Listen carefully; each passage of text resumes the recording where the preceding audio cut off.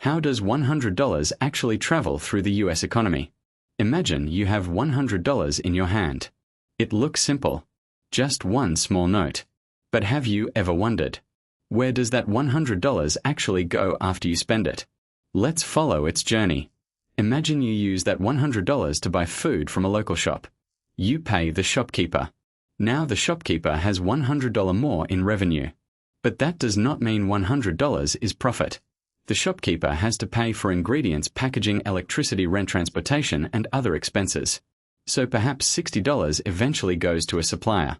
Now your $100 has moved from the shopkeeper to another business. The supplier also has expenses. Maybe they pay $30 to a worker. That worker might use the money to buy groceries. Another person receives it. They might use it to pay a bill, buy something from another shop, or pay for a service. And just like that, your original $100 keeps moving. But there is another important part of the story. Some of the money generated through economic activity can reach the government through taxes. The government then spends money on things like infrastructure, public services, salaries, and purchases. And that money can eventually return to businesses and people. Now what about banks? If your $100 is transferred digitally, no physical note is traveling from your phone to the shopkeeper. Banks and payment networks simply process and settle the electronic transactions between accounts. And if you save your $100 in a bank, your deposit becomes part of the banking system that supports financial activity and lending.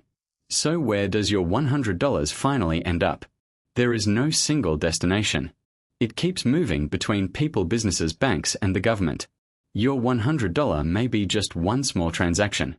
But when millions of people do the same thing every day, those tiny transactions become the US economy. So the next time you spend $100, remember, you are not just spending money. You are keeping money moving.